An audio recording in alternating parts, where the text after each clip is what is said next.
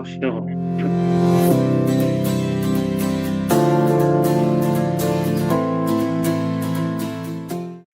Everyone in, welcome back to Mangard Rovers. The international break's finally over and we're back into game week 12 already of the EPL English Premier League. I'm joined as ever with Nathan and Phil. Good evening, chaps. How you both doing? Hello. Very good, thank you. Very well, thank you. Good stuff. Lots to get into. We've just had the international break. That's done. We'll touch on that later, but we'll jump straight into this weekend because there's a lot to get through. It'd be good to get through that first and then talk about everything else afterwards. So we kick off on Saturday, chaps. Burnley at home to Chelsea, 12 to kick off. Phil, theories? Well, theories is it's all out the window, isn't it? I mean, it's a post-international break weekend. Anything could happen. Fantasy football's a sea of yellow and reds everywhere, courtesy of those lovely international managers ruining everything. But we're excited to have the Premier League back. No more international football till March, thank goodness. Proper football for a few months, which is great. But yeah, I mean, anything could happen. We're back round again on the Chelsea merry-go-round, aren't we? Anything can happen at the best of times with Chelsea, regarding forget international breaks, all can happen. But it's not going to help them if that Enzo injury plays up and they're a midfielder down.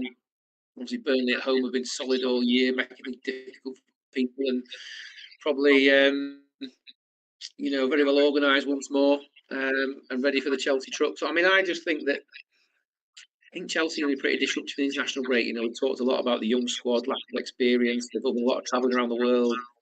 They're not like going to Burnley. I mean, you guys know you stick around outside the door now. It's bloody freezing in Yorkshire at the minute. So, like, they're not going to fancy that trip on a Saturday afternoon, are they? So, I think this could go wrong for Chelsea. I think this could be one of the games that shows Chelsea maybe a bit lacking. So, I'm going to say Burnley 1, Chelsea 1.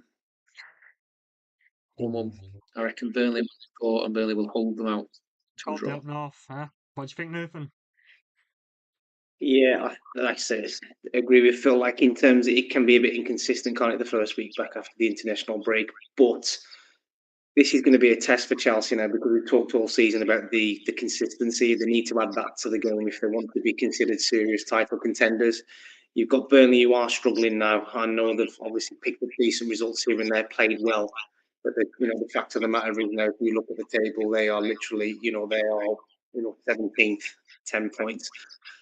Will they be looking at this game whether they can get something? They think they will, but I think at this minute, I think Chelsea will be slightly too strong for them. So I'm going to go for a really nervy 2-1 Chelsea win. Still my prediction there, Nathan. I was going to go 2-1, but I'm going to go 2-0 Chelsea. I still think Chelsea are a bit too strong.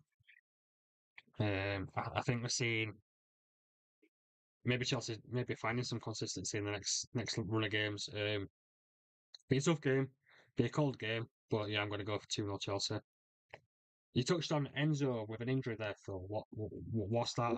I'm not aware of that. Neither am I on it. On a fantasy football, he's at yellow and 50-50 chance of playing with. Well, you put me on the spot now, man, haven't you? 75% chance of playing with a knee injury, with a knock. So, it's not an ideal injury for a midfielder, particularly a battling, combating midfielder to be carrying, even if he's fit enough to play. It's not a great place for him to be, is it? And I just think that potentially disrupts the balance of the field because they've been a bit up and down. Him and Caicedo have been pretty consistent so far this season in the centre of midfield. Yeah, I just think that's a worry for them, really. Because even if he plays, he's not had as much training time and training much time as he should have had. So that's my take on it. But all right, well, moving on from that one, we've got Bournemouth at home to West Ham. West Ham been playing a bit better over the last couple of games, so this could be a tasty one. Nathan, what do you reckon? Yeah, I agree. I think you've got Bournemouth now. Obviously, just got turned over by Villa quite comfortably. So obviously they're going to look to bounce back from that. I think you will see a reaction. They're quite good at home, aren't they? But then you've got a West Ham team that have, found a bit of form under Nuno, and we knew that they would. We said that, it takes a few games, it takes a month or two for for a team to finally play the way the manager wants them to play. And I think we're starting to get a tune at the team now is Nuno. It's an interesting one though because like everyone would be looking at it going, well, Bournemouth just coming off the back of a 4-0 loss, and then West Ham coming off a really positive result. I'm probably going to go down the middle and call it a 1-1 draw. Stop stealing my predictions, for fuck's sake.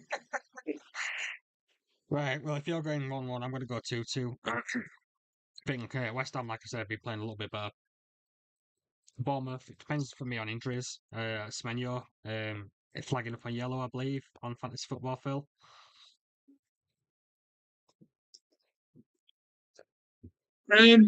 Yeah, I think it's going to be an interesting one, isn't it? More potential injury disruption in this one. Obviously, Semenyo's flagged as a yellow risk.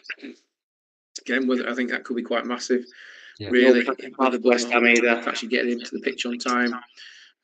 Or not, to be honest, is a huge part of their attacking record. I mean, obviously, they're far from a one-player team, but it's not exactly ideal to have such a major player missing.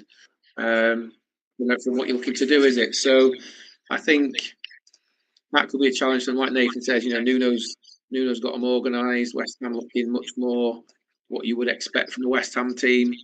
Or what we think of as a West Ham team, I suppose, and much more battling and as you say, Bournemouth need a response though. Obviously, a horrific, poor display against Villa, and they'll want an answer from that. And obviously, Riola's a really, really top coach, and we all think he's waiting. So, tough one, I think. I do think tough one. I think, but I potentially change my prediction depending on the Semenyo plays. To be honest, but Yeah. I'm probably just edge Bournemouth 2-1.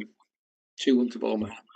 Paqueta's on a ban and he's suspended for this one, I believe, as well. So another key player for West Ham missing there. Yeah. I think Bournemouth have too much for him. Yeah. Well, it'll be an interesting game because, like I say, with the way Nuno's got West Ham playing him, Brentford coming back after that horrible loss against Villa, it'll be an interesting game. It's fair. Shame it's at 3:00. Fulham at home to Sunderland. Again, that's a tasty one, that. Phil, we missed the game, John. We've not done Brighton. We need to do Brighton first. We could have just come back to that, but yeah, Brighton at home to Brentford then. Why don't you take the lead on this one then, Nathan? This is another interesting game, isn't it? Obviously, you've got Brighton and you've got Brentford. Literally, just look at the table now, literally level on points, 11th and 12th in the table, level on points. Just slightly better goal difference for Brighton. So if you're looking at it now, it's probably two evenly matched teams going at it. Brighton do have a decent home record. Brentford, they're showing good spirits under Keith Andrews, aren't they? They're doing. I didn't think they were doing as well, to be fair, considering the players have lost. But we've been saying that all for the last couple of weeks, but for the last few weeks, haven't we? So it's going to be an interesting game. But do I think it's going to be full of goals? Probably not, with the evenly matched teams. But then again, saying that, it probably would. My prediction will probably go out the window. But I'm going to call it a very, very dire 0-0 draw. Phil, where do you see this one going? So we're doing Brighton now, are we? Is that what we're going at? I think Brighton are going to play out a 0-0 draw, Nathan. Yes. My word. Really? Well, let's hope not, because Danny Welbeck's in my fantasy football, and I ain't got the transfers to get rid of him. So we need Brighton to score. I think Brentford are going to go. They're very, very organised. We know they're big team, well structured, forward, very, very impressive from set pieces. But keep saying about Brighton, whether they win or they lose, they create loads of chances. They're never out the game. They've always got a goal in them somewhere, and they're at home. It's tough. I'm going to go Brighton 2, Brentford 1. Yeah, I think I want to agree with you there. That's what I've got written down. I'll go 2-0 Brighton. I'll go 2-0 Brighton. Yeah, Brighton are good at home. They'll probably concede, but it's all about. I need to catch you up, Phil. You're a few points ahead of me, so You won't catch me up if you don't get the points. exactly. So I've got to go for it, now. So yeah, I'm going to go 2-0 Brighton. Strong at home out there. Brentford are tricky. They're going to make it interesting. Not going to make it easy for Brighton. Well, Yeah, be close. Won't be surprised if Brentford get a win. To be fair, but been really I like impressive. what Brentford do a lot. I just think on the road they're not quite as As dangerous loud on as the they road. I think. No. Right, we'll go back to what I said about 2 minutes ago. Fulham at home to Sunderland. Really interesting for me, this one. I'm going to go, before you two get in there, I'm going to go 2-1 Sunderland on this one. Phil, why'd you say it? Well, it's not a shock you're picking the northeast, is it? I mean, you are kind of biased, but I mean, yeah, I mean, we've talked a lot about Fulham and kind of do their performances match their results this season, and I know we've got probably different schools of thought on that in this group. But Fulham have been playing some good stuff this season, I think, and they've not shown a lot for it, which obviously, one of those where performance doesn't necessarily matter if you don't get the result. Sunderland, what can we say about Sunderland? I mean, they've just before the international break, they've taken a point off the best team in the world. So I mean, they're absolutely flying on air, aren't they? I mean, if you take a point off Arsenal, you're like right up there with Real Madrid, aren't you? So like something flipping special going on in the stadium, I like. But they're not in the stadium, I like. That's the problem, isn't it? They're on the road, and as much as it's an absolute fortress for them, I'm not sure maybe quite so much on the road, but I do think at the minute Sunderland have got a massive wave of momentum going off for them. Proper riding that So Christopher Webb at me, are they? they really are. So I'm going to go Fulham 1, Sunderland 2. Nathan? This is a really interesting game, isn't it? Obviously, you've got Sunderland at the minute in the dizzy heights of the top in the Champions League spots. Obviously, Fulham have been struggling. But I'm with Phil. I do like Fulham. I do like what they're about. I've got some really good players and everything. I do like watching them. They've been struggling for goals, haven't they, recently?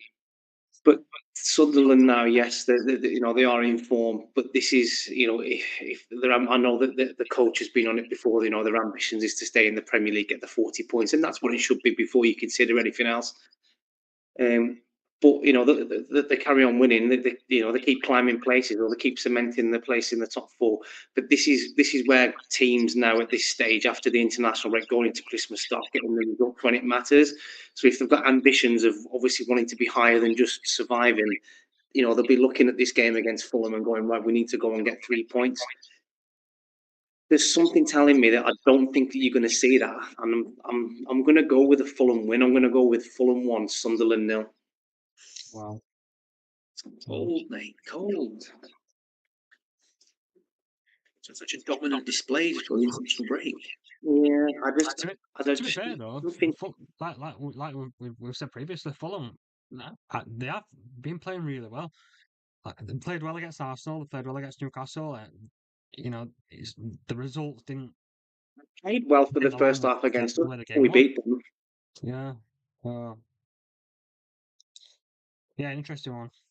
Well, points could be shared here. Well, points can't be shared, but someone's going to gain some points somewhere. Liverpool Forest. It's a tasty one, Phil. Is it a tasty one? I mean, is it? I mean, Great form Liverpool though, are they, at the minute? The Liverpool crisis, if you can call it a crisis when you're still towards the top of when you're still well into the top half of the league, can't go on. It just can't go on. Like they've got too many good players, too good a manager, too experienced a squad for this to carry on forever. And as much as Sean Dyche had a very, very impressive start with Nottingham Forest, you've still got key players who don't look quite at the levels they were at last season. You've still got key players who are out in terms of like Aina at the back.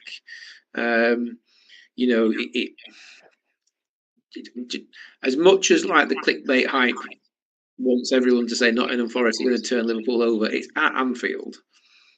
And they're not going to be happy about having lost the game before the international break. And you can't back against Liverpool at Anfield. You just can't. So it's going to be a Liverpool win, I'm going to say. And it's going to be 3-1 3-1 to Liverpool. Right, do you see this one, Think- Nathan? Any chance Forest can get a surprise result here? It's going to be difficult because even though Liverpool aren't playing great, and obviously say pressure, obviously Arne Slot's got a lot of credit in the bank, but this is new territory, isn't it, from last season? I think I mentioned this before. It's how a manager reacts to to not winning 5 out of 6 games. So he'll have the belief in his team, and again, to agree with Phil, the squad's far too good for him not to start clicking. But they are going to have to sort of readjust. Like we've got Kirkes, who hasn't worked, so they've reverted back to Robertson. Frimpong's 50-50 with his injuries, isn't he? Wirtz, I don't think knows where to play him, where his best position is. Obviously, Salah is not the Salah of last season or what he has been, and that's obviously difficult. Ekitike's been obviously the shining beacon out of it all. Isak just doesn't look like he's fit. So, but it's got to start clicking, hasn't it? They're too good not to do that. And I'll take the point of obviously Sean Dyche is obviously starting to see an improvement with his Forest team. But it is going to be a difficult sort of ask for Forest. I'm not saying they're capable because I think the way Liverpool are at the minute in the form, I think anyone's capable of taking points off Liverpool. But I think Liverpool have got a good form at home, so I can't see anything. I'm with Phil on this one. I can't see anything other than a Liverpool win. So I'm going to go 2-0 to Liverpool. All right, I'm going to go 3-0 Liverpool. I just think they'll come back after the international break, like Phil says, and they'll be hungry again. They're at home. Forest are still finding their feet under Dyche, aren't they? So it's going to be a while before we see a massive turnaround for Forest. But talking of Forest, we predicted them 8th, 12th, and 9th in the table between us. I think we're going to be a bit shy of that this year, aren't we? There's a long way to go, isn't there? We're only 10 games in. I mean, where are they now in the table? 16th. Yeah. But they've only really. I mean, they're bouncing back from an appalling disruption. The 19th, Phil. The 19th. Oh, sugar. Sorry, I thought they'd already started to bounce back more than that. I'm not going to lie. I can't see it. Season, Phil. So I can't see them not bouncing back though. I mean, you look at take what was it your boys, Nate, when the year that Emery took over and Gerrard had them languishing, you start people were whispering, Villa relegation and what's going on. Emery bounced them back well past mid-table, didn't he? Yeah, I get that, but I don't think Dyche has that sort of effect as like an Unai Emery. I think what he will do is have them playing solid, but I don't see them at the minute. I know we've probably predicted them to finish sort of touching sort of the Europa Conference League spaces at this minute in time. I don't see them sort of they're around the 14th, 15th mark for me, even after all this time. Probably is a big ask. Probably is a big ask because they're going to prioritise the European football. And this is the difficult thing is managing. We found it difficult for the first year playing Sunday, Thursday in the Conference League, and even though Forest have spent a lot of money, they've got having that sort of mentality of playing 2 games in a week for how many weeks of the year and how many months of the year is hard, and you can see when you're not playing great in the league, it needs to reflect in Europe. They've had a couple of decent results, haven't they? But then they've had a couple of poor results in Europe as well. So it's very inconsistent their season so far. But Dyche is the man to get them back on track. But I don't believe he's the sort of manager like an Unai Emery that would take you into the dizzy heights of from being like 17th to finishing 7th. He's not that sort of manager, in my opinion. They've got a lot of work to do.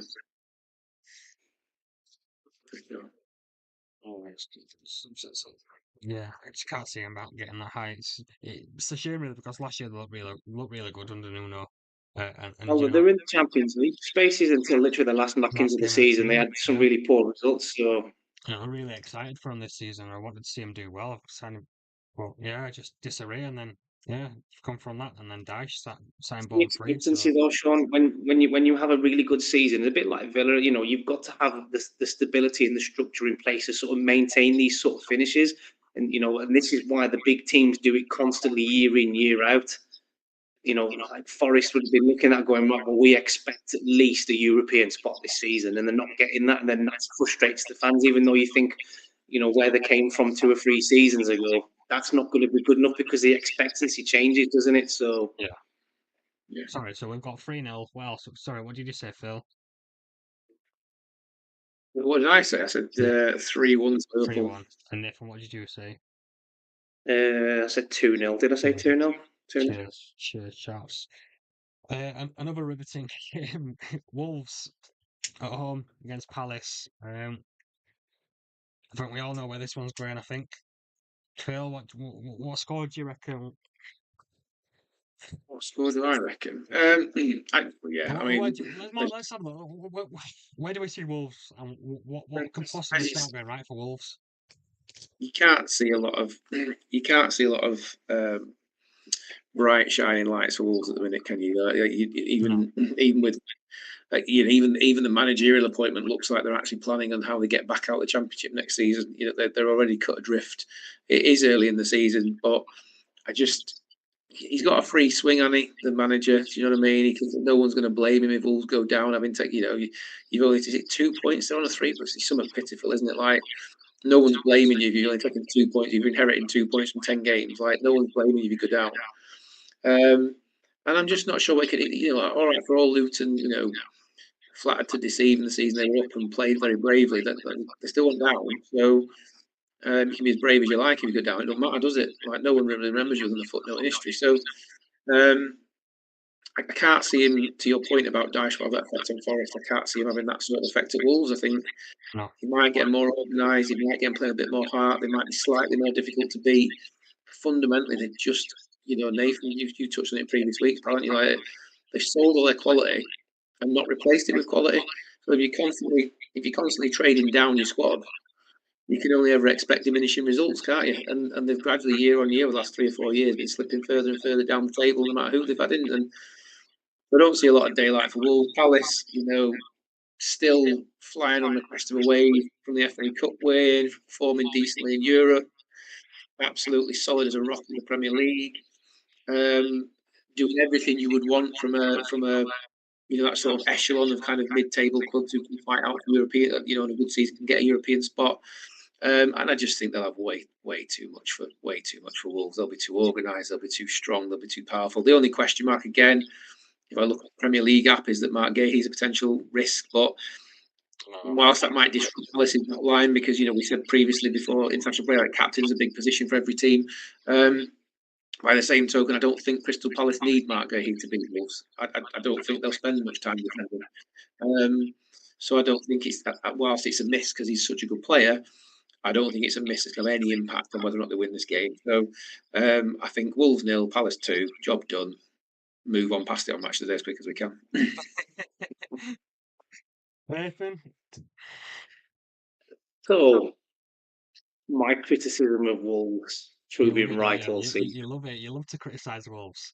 Loving it too much, Nathan. Don't glory. It's like Phil when he gets the Spurs rant. Just love it. No, I think I've said this all along. I called it many shows. I think Wolves are going to go down, and I think, despite the managerial appointment, I do think it's a good appointment in like Edwards. I think he's got good capability, he's good potential. He's got a good connection to the club, and I think once you've got a good connection to the club, that will always help because it's sort of more personal. We've all had managers that support your club. We had Dean Smith. You look at Sean. You had even Alan Shearer managing you guys. You look at that when you've got that connection, maybe you will sort of think that you're going to have the powers to keep them up. I don't think he will. I'm with Phil. Do you think we will see an improved Wolves team? Probably. Do you think they might be a little bit harder to beat? Yes, I think that they will. They've sold all their best players and replaced them like for like, and the players who they bought in are very hit and miss. There's a couple of them that's throwing a decent performance here and now, but they are in a complete mess. And again, just to agree with Phil's point, that when you're appointing a Championship manager to try and keep you up, it is difficult. So for me, you are planning for next season. He's in this position of where if he gets them relegated, it's not his fault, but if he keeps them up, he's a hero, isn't he? So it's a win-win for him, really. and a nice big nice little win bonus, a nice bonus if he keeps them up. So Palace, again, they're very organised. They've got Mateta's an absolute beast, isn't he? You know, you've got Wharton, who's a very, very good player. You know, he played for England the other day. Gay, I know he might be injured. Brilliant. Always liked Henderson as well. They've got a really good team spirit. I think he's at the right back. Munoz, he's really good as well. I really do like him. Yeah, Very he's good good, player. Like it's going to go against everything I've said, but I think you're going to see a better Wolves performance this Saturday. I'm not saying that they're going to win. I don't think that they're going to lose, so I'm going to go for a 1-1 draw. Really? Yeah, I think it's only purely because I think you're just going to see a slight manager bounce. I'm not saying Wolves are going to beat them 5-0. I think it's going to be his first game and they're going to be up for it. So you may see a better quality of performance. It wouldn't surprise me if Wolves get turned over, but it wouldn't surprise me if, you know, like, again, I'm going to call it a draw. I'm not going to change my prediction. It's going to be 1-1. Way I'm too going- generous. Come on. I'm going to go 3-1 Palace on this one. Comfortable. Yeah. I think, it's going to be a while before. I just don't think. I just feel shit for Wolves. They're just in a poor place, aren't they? You know, I don't Rob feel Edwards. shit. No, I actually don't. Don't feel shit for him because you wouldn't swap your Newcastle boys' place for him, would you? Oh Don't no, feel that sorry for him. no. So, my dad supports Wolves. It's just a bit heartbreaking for him. But yeah, moving on to a proper game now. Newcastle host Man City at 5:30 at St First of the James's. demolition jobs. Sean, kick us off then. Where do we see this then? Because obviously your boys have been in very hit and miss form, haven't they? You've not been great over the last sort of few weeks. You've picked up results in the Champions League, which has been a positive, but you know you've really disappointed with your obviously result. So where do you see this then? Yeah, I mean, I was looking forward to the international break simply because I think we needed some players to have a bit of a rest. Gordon didn't feature for England over this one. So yeah, Dan hopefully Burn played though, didn't he? He played. he did, yeah, and yeah, he did play. But Dan plays 90 minutes every week anyway. He's a warrior, and there's no Well, concerns he over got Dan this Burn. week off anyway, hasn't he? He got this He- week off because he got himself freaking sent off, ruining my fantasy football. Yeah. So luckily we've got Useless. get him out your foot. Yeah, it annoyed me because he were never a red, Dozy, look. What a dozy Wally. But yeah, he's going to be a miss simply because the way he sports down the left, if he needs to drop onto left back, is quality, and obviously he's a massive threat in the air, so he's going to be a huge miss. With Haaland, is it as well because he's big and physical? So if you come up with the personal battles in the air and stuff, he's the one that could probably match him, in my opinion. Yeah, he's got the strength, he's got the height, he's got the build for it, hasn't he? So huge miss. I just want to see us play better than we've been playing because we've had some fucking horrific performances over the last couple of weeks, like some proper dire performances. You know, there's been it's just been flat. No ambition. Can I ask you a question, Sean? If again, I'll get your prediction, but if you don't get a result against City, where does that leave Eddie Howe? Does that put him under even more pressure, or do you think he's still It's got still that? all right. He's got It's still all right. Do you think? Yeah, I think if we're going like another 3-game bounce where we don't get a result, then I think that's when like people will start turning. But he's still got plenty in the bank for me, credit wise. You know, for now. Result wise, City, Haaland's on fire in there. You know, if you haven't got him in your fantasy squad, you should. He's going to get you points every week. Massive threat. It'd be tough to get a result, but I'm going to go one apiece. We're all right at home, aren't we? We're all right at home, just not in the Premier League. Yeah, I mean, I think you'll find Liverpool beat you, Arsenal beat you, every top team beats you at home. Right? You're not that confident at home, are you? It's not a fortress. It's not like Sunderland. If it was a cup game or Europe, we'd be all right. I'd put us down for a 3-1 win, but we're not. We're in Premier League, and no. But I just want to see. I really want to see a positive performance. I want to see. It'd be nice to see Lewis Hall back. Hopefully, he'll feature. Tino Livramento has been missing for a long time now. It's felt like a long time. It'd be good to see him get some minutes if he's there. I'm not sure he's touch and go apparently. Whistler's still missing. Baltimore has had a great couple of nights in in Europe, scoring a couple of goals for Germany. So yeah, I'm gonna go. I'm gonna go one apiece on this one. What about yourselves, Nathan? What are you saying for this one? Yes, so I think I'm just looking at the table now. You're 14th and you've won 3 games, lost Yeah, 5. Not good for Newcastle, is it? It's not. And the inconsistency is the reason why you're down there. And you've only got to look at this now. If the teams around you pick up the results, you're going to find yourself even further down the table if you don't beat Man City. And that's a scary thought because that's a place where you probably didn't think you were going to be at the start of the season. Even though obviously there was sort of the noise about signings, obviously Isak and stuff was a bit disruptive and stuff. You probably didn't think he was going to be disruptive enough to be like 14th in the table at this stage. So yeah, it is a difficult one for me. And I know that you are a better team at home, and I do think that you'll probably put in a better performance than what you did against West Ham. But Man City are playing really well. I mean, obviously, I know we beat them, but that's sort of the exception. You see, they dispatched Liverpool really comfortably, didn't they? It's got to that point now where near enough every game he's playing, Haaland's banging 1, 2, 3. It's going to be hard to contain him. So it's how you keep him in, because I truly believe, me and Phil have said this before, Haaland for me is dragging Man City into a title challenge. So if you can keep him quiet, then maybe you're going to get a result. But I don't share the optimism of a 1-1 draw. Unfortunately, I'm going to go for Man City to win 2-0. yeah. I mean, obviously, I'm gonna stick to my blinkers, aren't I? But yeah, optimistic indeed. Phil, you're gonna be quite as brutal as Nathan, or what? What'd you see it? I'm going to be brutal. I just be, observant. You're going to get absolutely annihilated. Like I just cannot see anything else at all. Genuinely, like Newcastle. I think someone up there has decided there can only be so many wins in the northeast, and they've given most of them to England, which is why you're not getting any. But I, just bizarre season because how well they've played over the last 2 or 3 years, and obviously, like you say, how well they're playing in the Champions League. But you talk about players coming back, but for me, two sides of a coin, isn't it? You got players coming back versus that's what you're saying is they're not match fit, they're not match practiced, they're a bit rusty. Gordon's not played for England. Why was that? Because you would expect him to play for England. Is that because he's had a knock or he needs a rest or because Tuchel doesn't fancy him? You've got Dan Burn missing, who's probably your biggest opportunity to mark Haaland out the game, set pieces. And it also loses you some of the aerial threat against City, not necessarily massive defence. And you've probably got a squad who's not massively imbued with confidence right now. Versus, Man City are on the absolute high of the fact that they've had a few wins in a row. They're also on the high of having watched Arsenal drop points just before the international break. They're playing. I think I'm right in saying they're kicking off after Arsenal, before Arsenal. Which one is it? After Arsenal, isn't it? Yeah. So they're going to be. Is that right? Arsenal Spurs is Monday. No, Arsenal's 4:30 Monday. Yeah. Sorry? This is the half-five game Saturday. Half.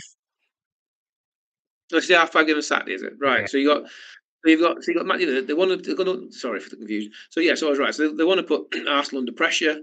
They've got a chance to put a marker down. They've got a chance to double down on what they did before the international break. They'll be hoping that they can put Arsenal under pressure. Arsenal wobble when they're playing Spurs on Sunday.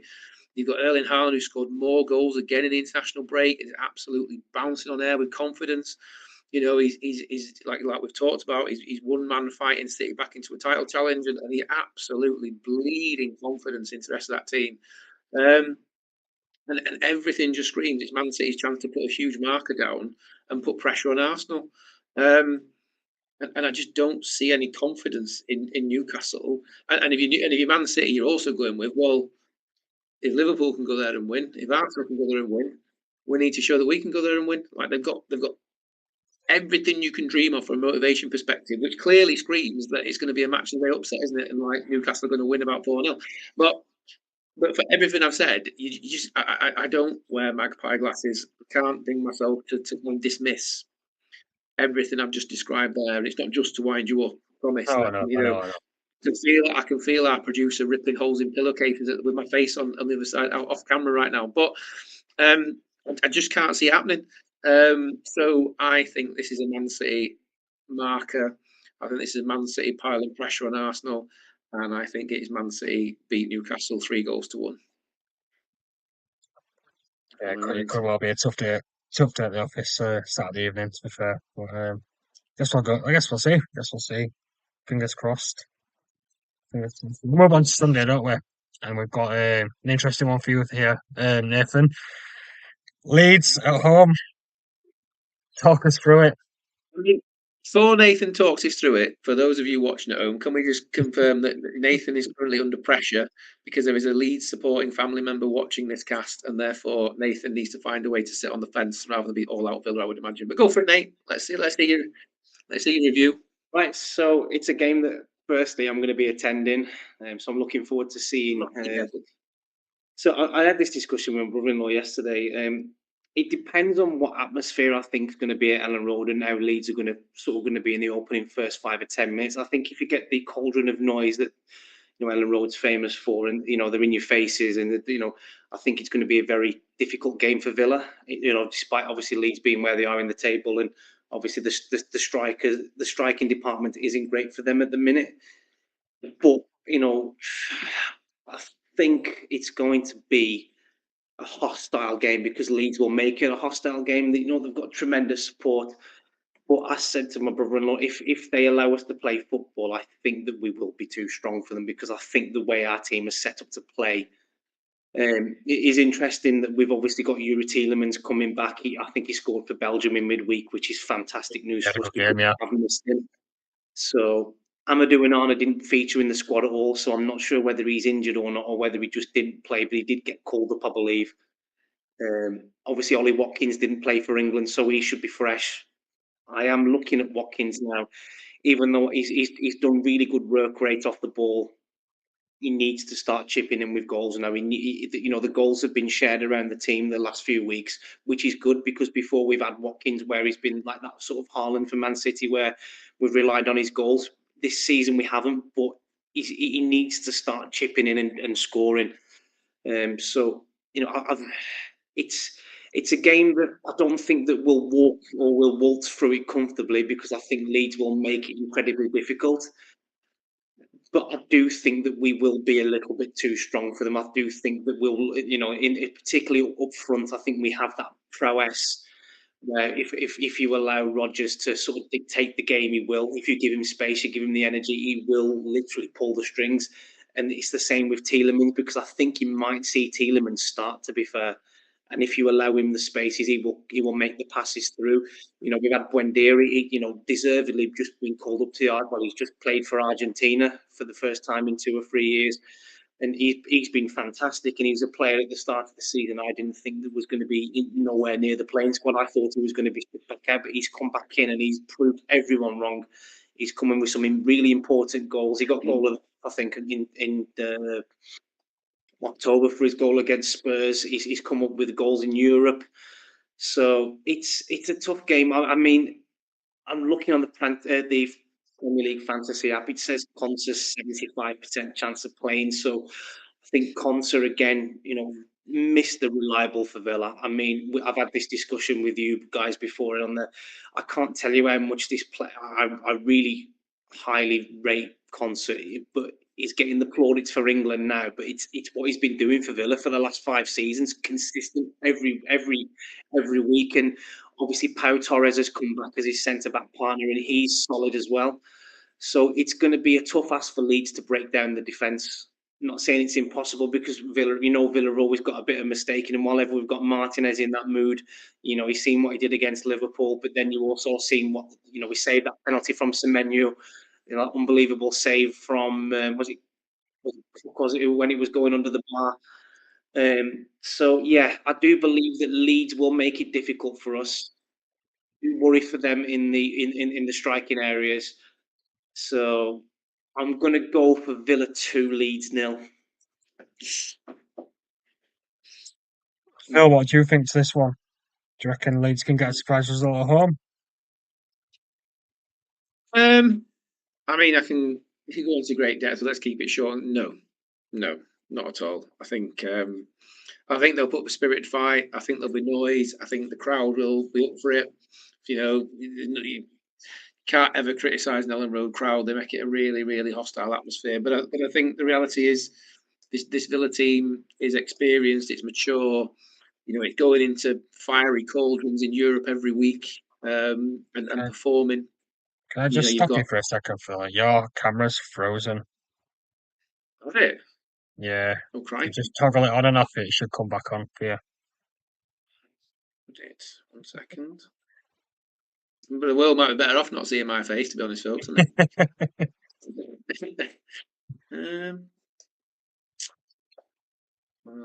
I'm a bit frozen at this end too.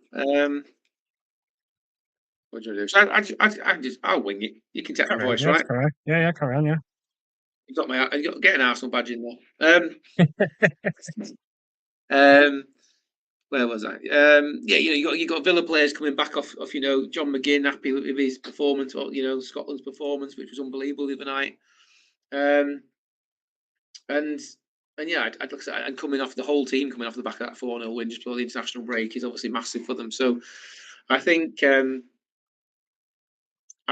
have just got too much for Leeds. I think that Leeds have put up a really spirited fight, but I just think I was saying to you boys, wasn't I, on the England match, like Ponce was just looking imperious for England on the weekend. So no, on the first match of the weekend. And I just like I say, I think Leeds give a good account of themselves, but I just can't see it. I cannot see. Oh, I think we've lost Phil there. I think we've just lost Phil. Hopefully we can get him back. So yeah, it was just echoing. And I'll go back to the Villa. Obviously, Conce's performances at England. I think I read. Correct me if I'm wrong, but I read a stat that he's played 10 games over the last 10 games and not conceded a goal. So that's how consistent Conce's been. But yeah, we're just touching on Leeds again. I think that they've got that. Okafor, I do believe, is a really good player for them. Obviously, they've got your ex-player in the Longstaff. You've got a lot of energy in midfield. I think my brother was saying, I think Strike's coming back, who is really a solid defender. So sorry, folks. We're back. Sorry, folks. Sorry about that, everyone. So apologies. Thank you for covering for me, Nate. I appreciate that. Yes, I was talking your boys up. I think have you got as much of that as? We were just touching on that. So and I just think I think this Villa squad, you've come through a really rough patch at the start of the season, bounced out of it, confident off the back of that. Like I say, some really good performances, some key individuals in the international break, coming off the back of going into the international break on a really good win. Some really good team spirit. I just think they'll have too much for Leeds. But I do think Leeds will give a good account of themselves. But I'm, for the sake of points, I'll go Leeds 1, Villa 2, just to try and mix it up. But yeah, I think Villa win it. Right. Sorry, we had a few technical issues there, and I just got a little bit lost there. All right. So, have I got your prediction there, Nathan? So I said 2-0 to Villa. 2-0 to Villa, and you've gone. Yeah. Okay. So. What are you going for, Sean? I'm going to go for. I want a classic Sunday afternoon. He wants one of those 2 scores. I'm going to go for the classic Sunday afternoon high tempo game, and I'm going to go Leeds 2, Villa 3. Oh, he's gone big. I tell you what, it'll be a cracking game for you to watch, Nate, if Sean's right. I don't think it will be. I don't think we know as of yet. Yeah.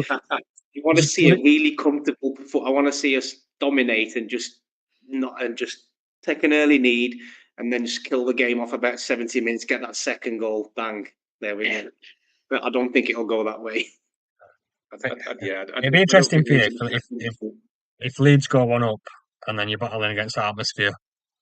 That would be my concern, because we've said we know that if Leeds are in your faces and they don't give you any time off the ball, what we struggle with is obviously breaking teams down that sit back.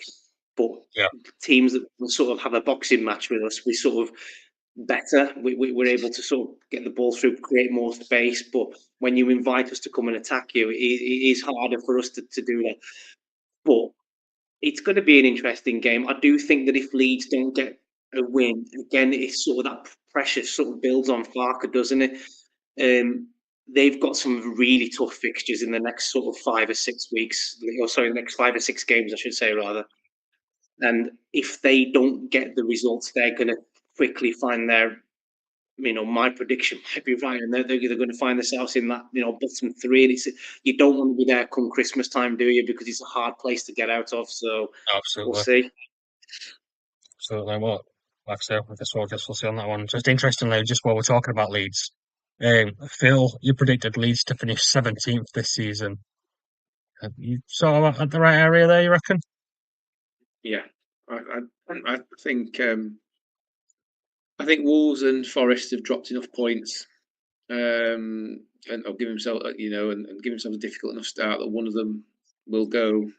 I do think that Burnley will probably get dragged into it, and I just have a sneaky suspicion that Leeds will do just enough to claw the line. I'm not sure who else will drop in there with those two, but I do still think Leeds will do enough to stay up. And particularly as I say, coming into the season after all the doom and gloom in the summer of everybody going to make out this case that the Championship just can't hold on to the Premiership's coattails. It's nice to see that, or it'd be nice to see 2 of the 3 promoted teams stay up. I know we all like our Premiership teams and we don't want to see certain teams go down, but it's also nice to shake it up and see new teams come up and have a whole new set of teams going through that cycle and what they might bring to the Premier League. So, I like, and obviously, I'm not a particular Leeds fan, but I'm from Yorkshire. It's nice to have a Yorkshire team in the Premier League. It's nice to have that bounce around the city and that bit of air of Premier League football in the area again. So it would be nice to see Leeds survive in the Premier League for sure. Yeah. Controversially, Nathan, you've got Leeds relegated, finishing 18th. Yeah. Sorry, I kind of thrown you under the bus there a little bit. I think Get digging, Nick. Brutal today. Obviously, that maybe a month ago, I probably would have gone, am I wrong? But I'm just looking where they are now. They are very, very dangerously close to being sucked in if they don't get results. It's 50-50 for me whether they stay up or not. And I think the biggest one for me, and Leeds fans might disagree with me, is I don't think their manager's good enough. I think they needed someone else to take them into the dizzy heights of that back end when the going gets tough, when the chips are down, when you've got to go to hard places and get results. I'm not sure if Farke's the man, but it could prove me wrong. It echoes a lot of thoughts of a lot of Leeds fans that I've personally spoke to over the last few weeks, months even, to be fair. I know a couple of lads that wanted him gone before the start of the season had even started, which is just You have to mental. give him the opportunity, but I think Of course you do. I've said Of course you do. we had a discussion. We had a discussion. I think it was a couple of weeks back now. I think after these 5 games, if he doesn't get a minimum of so many points, I think his job will be under the line. Whether you agree with that or not, we've had it before, but I think they've got some massive, tough games, and I'm not saying they're not capable of getting results, but if you see teams around you, a bit like West Ham and Forest, that are starting to pick results up, and you're not, you're going to start sliding down, and that's the difficult part. If they're all picking results up and you're not, then they're going to look at that and go, well, we've just changed our managers. The Leeds board could look at that and go, they've changed their managers, had that bounce. Do we need to do the same thing? But it's who's going to be available. And again, he's not been sacked yet, or he might not even get sacked. But if he was to go, they're going to have to attract a manager that's going to be capable of turning out results, and it's who's on the market, who's available, who does it become attractive to the job. Is it going to be an English manager? Is it going to be someone in the Championship? Would it be someone from abroad? I know, like before he went to Liverpool, I know Leeds wanted Arne Slot, didn't they, when he was at Feyenoord? Yeah. Rob Edwards could be kicking himself. That's probably a better prospect than Wolves if that job was available. Farke gets sacked. Interesting. Leeds need to stick with Daniel Farke. Leeds need to remember it was only 11 games ago he won the Championship for them. Do you know what I mean? Like, I get that. I know footballers quickly, and I know, we and other people like us do shows like this every week, and therefore every little thing becomes an issue every single week, doesn't it? But the man's just brought you back to the Premier League with one of the highest point tallies ever in the Championship. If this, I think once you sort of get to the game before New Year's Day or just after New Year's Day, and seeing where you are, because that's close to it being sort of like half a season, isn't it? You know what I mean? We're not far away. It'll give you a clear indication of where they are and what the board are going to do, because what you don't want to do is, if you are looking at changing the manager, I'm not just talking about Leeds, anyone that's struggling, is you don't want to pull the trigger either too early or too late. It's sort of that you don't want to get to sort of February and March struggling for results, and you think, well, I should have changed the manager in December. Leeds fans and all fans need to ask themselves, isn't it? Is all right? We all look at managers first, don't we? But is that playing squad? And I don't know the answer, by the way, because I don't watch Leeds week in, week out. But is that playing squad good enough? Because for all you say about game before New Year, Nate, like it might be that playing squad's not good enough, and actually we're back in January. Might be the second half of the season. Like the first part of the season, particularly when you've just come up, none of us really knew how Burnley, Leeds, and Sunderland's transfer strategy was going to play out. Lots and lots of question marks about Sunderland. That they brought too many players in? Was it going to be a Nottingham Forest situation that year? They chucked 20 odd players out and it just never settled down. And I don't know, because I'm not a Leeds fan. I don't watch Leeds every week, but has Leeds transfer business been good enough to give Daniel Farke the tools to win the games? And if it hasn't been, they've got a chance to correct that in January. That doesn't necessarily mean getting rid of Farke. That might mean bringing in better or different players. I'm not saying to the second half of the season.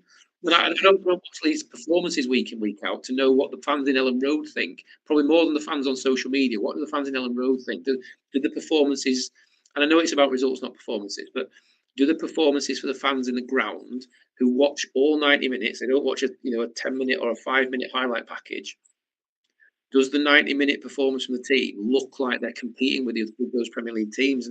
And if it does, then maybe one or two touch point signings in January, they look up, might be Farke might look like right. Now, if they're getting dominated every 90 minutes at Ellen Road, then maybe I'd agree with you and say, well, maybe Farke's not the man for the job. It looks like he's been out coached, he's been out strategized.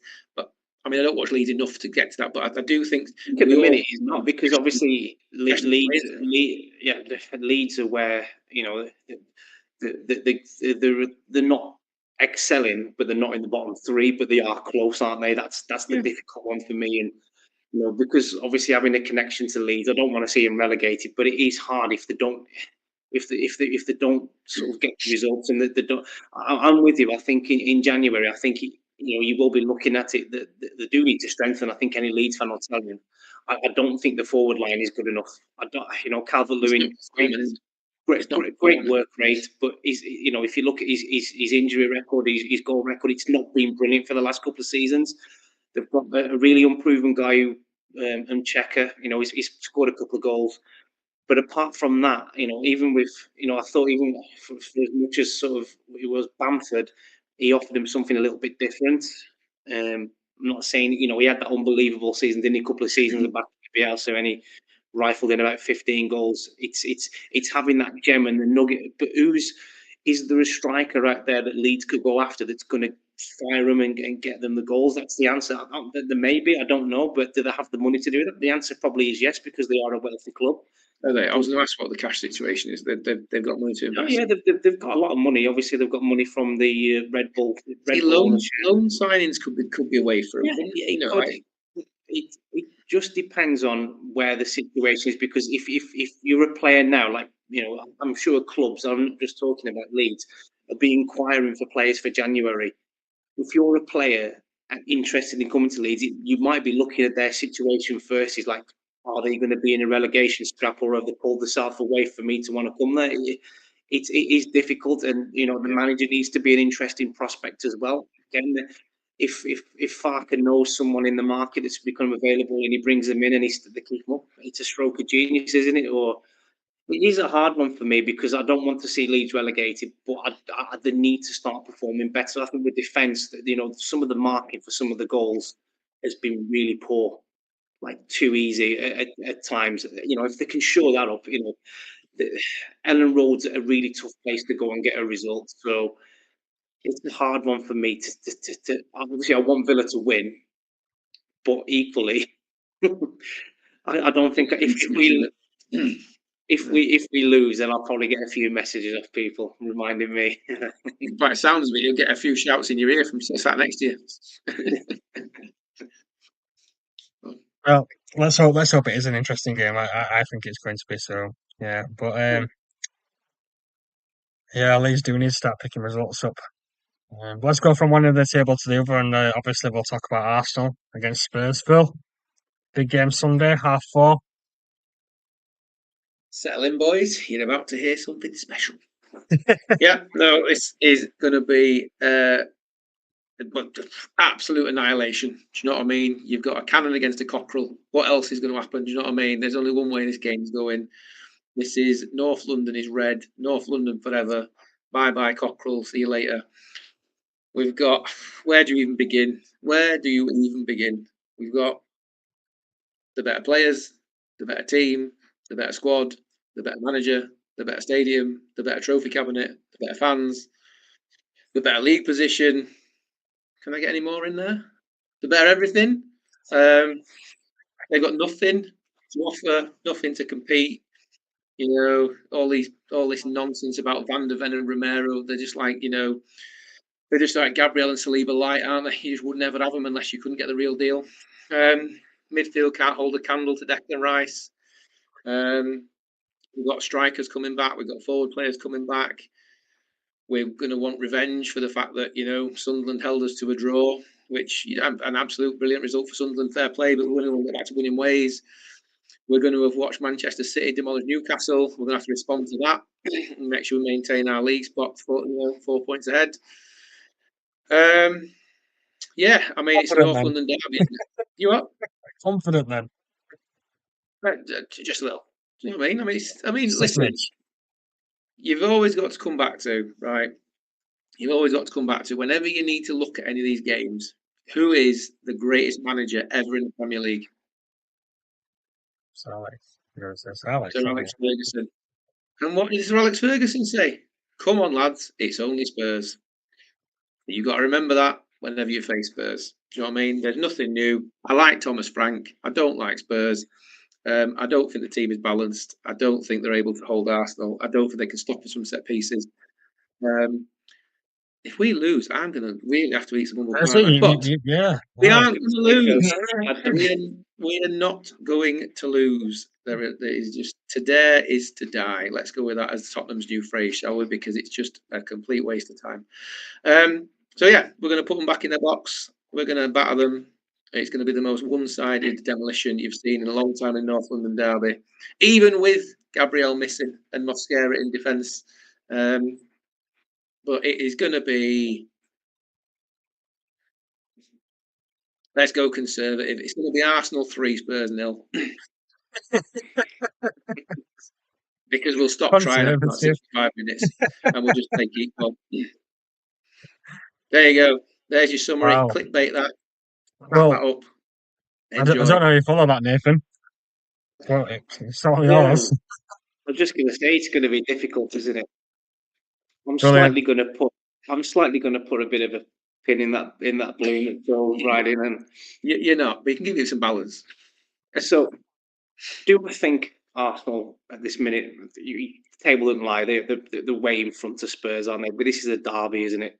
Form, in my opinion, in derbies go out the window. And we've had it in the past where I know that you have a good record against Spurs at home, but they have London derbies, mate.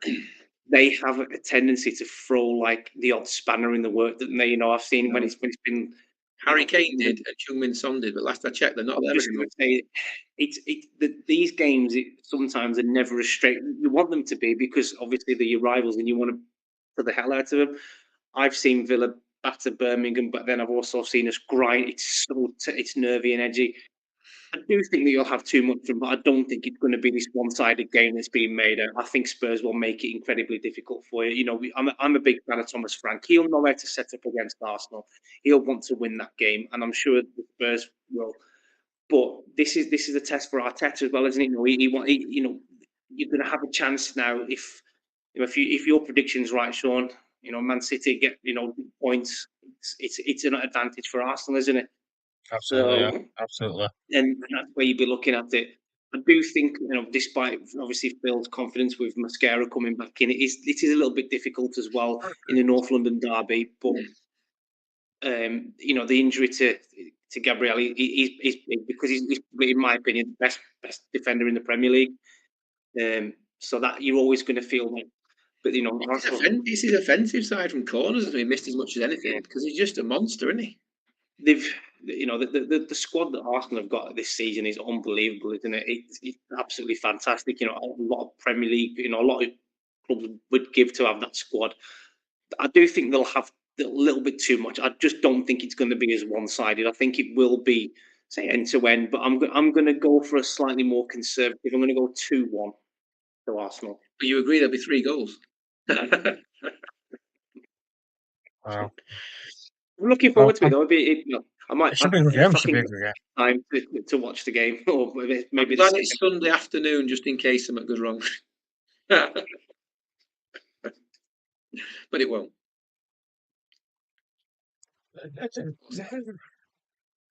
To be fair, just having a quick look at the history of the head-to-heads against them two, it's not always as clear-cut, is it?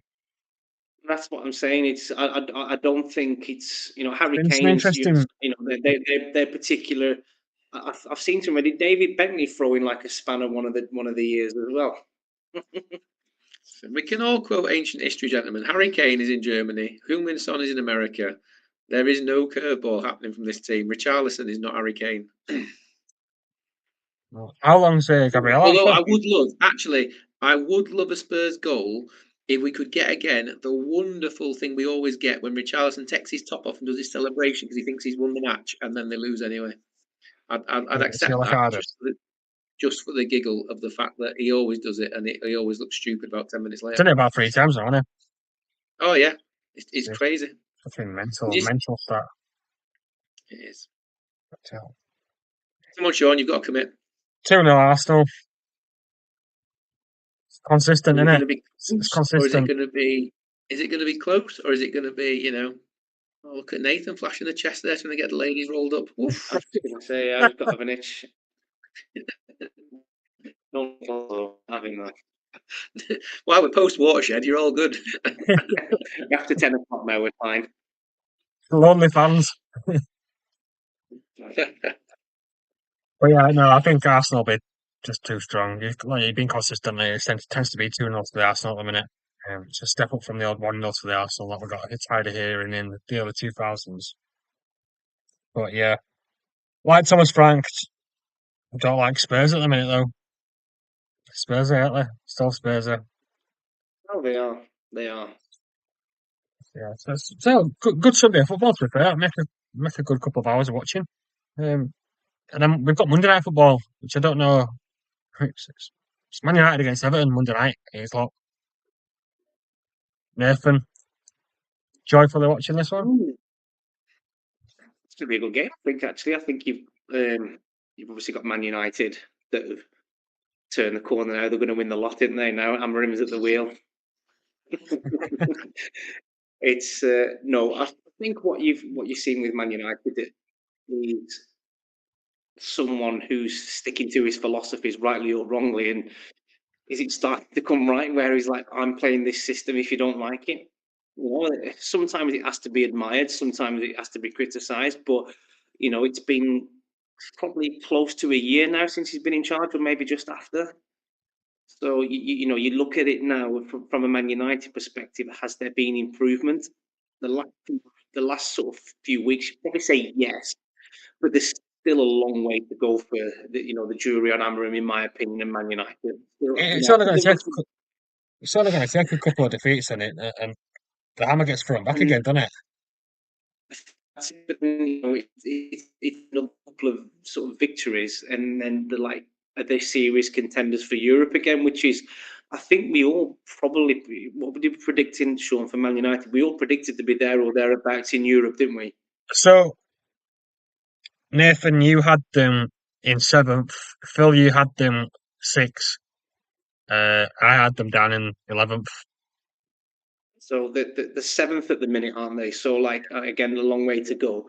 But if you're looking at that congested area of the table now, you've got Chelsea in 3rd, and then you're going all the way down to sort of Everton in 13th, and there's 5 or 6 points between all them teams, and 2 wins takes you up, 2 losses take you down.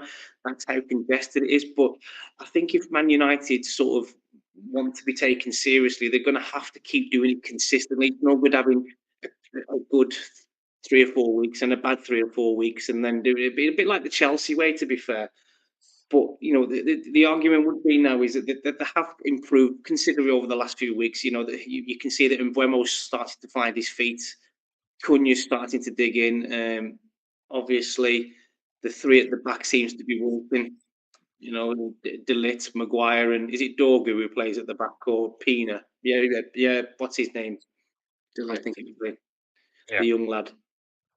So it is going to be an interesting game. You've got Everton. They're doing what I thought they were going to do. They were going to have that bounce under Moyes. You've got obviously get a reaction from Grealish, and Dye. I think he's a fantastic player. That's good to know. Everton, they are there where I thought they were going to be, around that sort of mark of sort of not bottom, not top, but in that sort of middle cusp. So it's going to be a difficult one for me, because I don't see anything other than a Man United win. So I'm going to go for Man United 2, Everton 1. Phil, do you agree with Nathan in the fact you think United will be stronger than Everton this weekend, Monday? To be honest, I've just been slightly distracted. To be fair, you've just remembered something that you've triggered with your very good points there, Nate. Which is when we're doing our league predictions, one thing I hadn't really considered is the impact of the African Cup of Nations. And I know it's not relevant to this week, but just with you and brought the league predictions up, I think Man United lose 3 key players, don't they? And I was just looking there that I think Arsenal, Chelsea, and Leeds don't lose anybody. So that could be key as we talk about table predictions later on. And anyway, sorry for distracting. It just popped into my head while you said it. In terms of this particular game, everything you said is right, mate, isn't it? Man United are on a journey back to trying to become Man United again, and one win is not enough to do that. 2 wins not enough. They need consistency. He needs to get consistency, and at the minute that's the. To be honest, a little bit. I mean, that's the challenge for your Newcastles, your Tottenhams, your Villas, your Man United. They're all consistency away from being Chelsea, Liverpool, Man City, aren't they? That's where they are. So they need to try and keep building on it. I do still think they're in a probably transition season or 2. I don't think he's got the players he wants, and I don't think the balance is right in the midfield. But I do think they've got the individual talent in that squad. That should be comfortable enough to cope with Everton. Everton have got a lot of attacking threat down that left-hand side this season. We've seen that they've got quite a good centre of the field as well, and Jai, and looking dangerous through the middle. But and they've obviously got a big solid defence with Tarkowski and Keane back there. But just think that at Old Trafford, back off the international break, they want to prove they can be consistent, and they've got so much individual talent. I just think that'll give them enough to unlock Everton, probably. Even I know Sesko's injured, isn't he? But again, I'm not sure that's a massive issue, because I don't particularly think Amorim fancies him, to be honest, which is really strange. But 65 million quid and you don't fancy him, it's a lot. He doesn't, does he? He seems to prefer that false 9 or playing Mason Mount up there, or whatever it is he's going to do. So I don't think that'll particularly affect him, because I don't think they're particularly playing to accommodate Sesko anyway. So Everton struggles to score goals, and De Ligt has looked good at the back this season for Man United. Harry Maguire's having a bit of renaissance, isn't he? And like you said, Nate, they've got a couple of good young lads at the back there with like Yoro, and I think I couldn't remember Yoro. That's it. And I think Dorgu played well. I think he scored for Denmark the other day, didn't he, as well? So they've got good options at the back, I think, and they can be solid. Keeper seems like he's doing well, doesn't he, at the minute? I think he's getting a bit of plaudits. Obviously, he seems like he's a safe pair of hands compared to Onana. So it's huge, isn't it? And it obviously, you know it from a Villa point of view. Having the defence knowing there's a goal with a safe pair of hands behind them makes all the difference. It's exactly, they're not worried. They're not constantly looking over their shoulder and what's that idiot going to do now? Or panicking every time there's a 25-yard shot, going, where the hell is that going to get parried to? Just more confidence, more comfortable. So I do think Man United will have too much for Everton. I do think they'll win it. I don't think Everton will make it easy for them. But David Moyes doesn't exactly have a great history at Old Trafford, both when he was at Man United and when he's not been at Man United. So I think probably let's go Man United. Man United 2, Everton 0. I think. Yeah, I've got it close. I've got it 2-1 as well to Man United. Pretty much exactly what you've touched on there, Phil. To be fair, I can't really disagree with anything you've said there. And I'm a Man United. Just sorry, Sean, just to go with Everton, I think, when you've got sort of like you've got Grealish on one on wing and Ndiaye on the other, crying out for a decent centre forward, and I don't think they have that. I think, is it Barry and the other lad who they've got better? Didn't Beto pick up an injury this week? Even before that, they're just not quite there, are they? They're just, when you've got Ndiaye and Grealish that are getting balls into the box, and you've obviously got Dewsbury Hall as well, it's crying out for a decent finisher, isn't it? And a decent finisher then, I believe, takes Everton a bit further up the table. Maybe that's something that Moyes is going to look for in January. But I think for me, that the focal point is when you've got that brilliance down the wings, but not the finish in the middle, is always difficult. So, again, just to go back to my point, where they thought there should have been Everton, they're not in any danger of going down, but I don't think they're going to be in the challenging. It's going to be difficult, but I think they will. One thing you can guarantee with Man United is they are capable of shipping a goal. And it wouldn't surprise me if Everton went 1-0 up. It wouldn't surprise, and then Man United come back because they've got that sort of defence in there. They've got a defence that could leak, but then you've got De Ligt who can score a goal in the against Spurs, equalising in the 96 minutes. So, but yeah. Well, it'll be on one way. Match will be live when we're on next week or next Monday, so we'll be able to keep you updated with the scores as they go in on that game. So yeah, it'll be interesting to want to keep an eye on in the background. To be fair, but yeah, since we're talking about Man United, let's just quickly go through where we're predicted. You mentioned earlier, I've got them 11th, you've got 6th, and Nathan, you've got them 7th. So the kind of way you expected them to be, I'm guessing. Doing better than I expected. Finally turned the corner, aren't they? Combination Amorim's second season, and they've got no European football. Yeah, they don't have any distraction that they should, and as the season wears on, you should see more and more benefit from that. Obviously, as Newcastle, Villa, Arsenal, Man City, Liverpool, you're all playing more games in the Champions League and the Europa League. You're getting more competitive because you're going to get. We expect all of those teams to go deep into competition. We expect all the English teams to go deep into competitions. So those games will mount up. Legs will get tired. Injuries will happen, and Man United will just consistently get there with 5 days. 5 days off on the training pitch, 5 days off on the training pitch, 5 days. And I think over the course of the season, it will just add up that will help their consistency because they won't have the distractions. They won't have the travel. They won't have they'll get rest time. Question for you. I know we're not Man United fans, but do we think that Man United fans want Amorim to succeed, or do they want him to fail, do you think? They want him to succeed, don't they? It's just obviously they want it instantly like that, like every Man United fan. I think Manchester United fans, true Manchester United fans, want Amorim to succeed.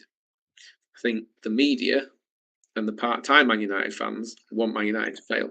I agree. That's right, want Amorim to fail because we're not Man United. Everything in the media is flooded with Man United. They're the biggest brand in British football. You can argue about success. You can argue about trophy. They're the biggest brand in the Premier League era. The biggest brand of the Premiership. Everybody wants to talk about whatever they do gets over scrutinised. So I think the media love it every time there's a problem at Man United because it gives them loads of shit to talk about. Everybody picks for clickbait. Everybody's watching Mark Goldbridge go flipping crazy with his rants. And everybody loves seeing Man United struggle because it generates more internet traffic. Because let's face it, fundamentally, our channel excluded, the internet's a very negative place. So everybody loves a bit of negativity around Man United because they get the rage bait and clickbait. But I think true fans who go to the state, all of us, if you're a supporter of your club, I would imagine you would agree with me that you very, very rarely have you had a managerial appointment where you've gone, I want that guy to fail, I want him gone. Like in your heart of hearts, you want him to succeed because you don't want to watch your team lose. Slightly disagree because I've had at least 3 managers that I think. Yeah. It's all right for you coming from Wenger and stuff like that. Like we've had to do with like Steve Bruce and fucking I was hang on, whoa, hang on. I remember Bruce Rioch back before Wenger. I remember Freddie Ljungberg taking over my club yeah, that for were a disaster, temporarily. wasn't Right, it? I fundamentally, you know my view on this. I want all I care about is Arsenal win on a weekend, and I can Yeah. go into work and see people and go, my team just won their match. And if that means that my word that Ange Postecoglou took over at Arsenal, I'd still want him to succeed because I'd still want to go into work and say my team won at the weekend. I don't care about them as a person. What's that line from Band of Brothers? We salute the rank, not the man. If he's the manager of my club, I want him to succeed because if he succeeds, my club succeeds, which means I enjoy the fact my club's winning football matches. So I will always want our managers to succeed, whoever they are, because it means if they succeed, my club's winning football matches. Well, your manager's a bit like, well, you had a manager like Sol Campbell who swatched George Graham, Arsenal running through his veins, went and managed Spurs, didn't he? No, George Graham. Yeah, but I don't care. I don't care. That wouldn't bother me at all. If Thomas Frank got sacked this year, and hopefully in 15 to 20 years' time, when Arteta decides he's retiring, Thomas Frank's still going, I don't care. I couldn't care less if Harry Redknapp came and managed Arsenal. Couldn't care less if Jamie Redknapp came and managed Arsenal. Like, as much as I don't think he's competent.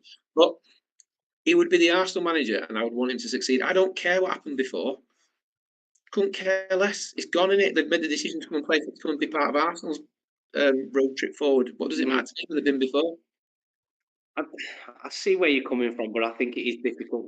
We had Alex McLeish when he was a Birmingham manager, and then he came to Villa, and he was just never going to work. And why the club would choose to make that decision? I'm not just talking about Villa. It happens where you see them rivals. Why you would do that? And then obviously you didn't see the football we played under Remy Gard when we got when we finished on 10, 11, 16 points, wherever it was, 20 points. But go back to what you said. I would imagine when Remy Gard was appointed, you wanted him to succeed. You might have fallen out with him as he went through his journey and wanted rid of him because he was having shit results. But when he was first appointed, you didn't know he was able to take the job on. But like he would never. I mean, it's only come out now, and I don't disagree with what you're saying. It's just it is hard sometimes when a manager does come in and they automatically want him to fail. I think just to the argument with that, I think that I completely agree that the media want Amorim to fail because Man United is this sort of limelight that everyone's looking. I don't disagree with you on that. He's proving them wrong, but there is still a long, long way to go, isn't there? I think Man United are light years away from being. In the day and age we're in now, the way football is now as well, there's a lot of people say they support the football club, any football club, forget Man United. But in reality, they support individuals because every time there's a managerial job, we've got Paddy Power in our face, we've got William Hill in our face, we've got other betting Coral in our face, all doing the odds on the managers. Everybody convinces themselves that the manager out of that pool of people they think should be the right manager is the right manager. So then when one of the others gets appointed, you've already convinced yourself it's the wrong person because you've decided that guy in the betting was the right person. So you're already creating a world. Whereas you go back 20, 30 years, no one betted on who was going to be the next manager of a football club. No one asked that question. Okay, you waited to see who was appointed and you got behind that person. But now we have maybe weeks and weeks and weeks of speculation of who's coming into that club and going to be the manager. As I say, you convince yourself through conversations like this of who it's going to be. And then when it's the other guy, you're like, that's ridiculous. How on earth has that happened? I can't. He's wrong because he didn't pick my guy. And you've immediately torn the fan base apart. And it's a very divisive world we live in, isn't it? Like, and it drives this, and which is why I've said to you guys before, and I've said to you guys, if you are still with us watching at home, for me, club loyalty comes with everything. I don't want to get involved in that shit. I'm an Arsenal fan. If you're wearing an Arsenal badge, if you're working for Arsenal, if you're playing for Arsenal, if you're supporting Arsenal, I'll support you because at the end of the day, if those people all succeed, I get to go into work and laugh at you two and say, ha ha ha, Arsenal won this weekend. So that's all I care about. So obviously not experienced a downgrade like Rafa Benitez to Steve Bruce then. We went from Honestly, I you say that, right? And but and I know it's all relative, right? Because I haven't plumbed the depths of the championship like you two's clubs and whatever. But we went from being one half of the greatest Premiership rivalry ever, which was prime Arsenal versus prime Manchester United in the late 1990s, when football was proper football, not this systematic, not right. We went from that to when Arteta took over, we were languishing and scrabbling to finish 7th and 8th. Now, you might think it's not a big drop off, but when you go from literally everybody in the country agreeing for nearly a decade you were the best two teams in the country, no questions asked, to people basically mocking you for the fact you can't even get out of lower mid table, upper mid table. We went through those dark days, and they were dark days compared to challenging for the Premiership every year. And it's taken a lot of work to bounce back. So it never changed. So it's not it's differences obviously, but Newcastle and Villa. I could argue the same thing. You guys have never experienced the highs of being one of the best two teams in the country, challenging for the Premiership every year. You haven't yet. I'm not saying you won't, but yet you haven't been there in the Premiership era. You have been before.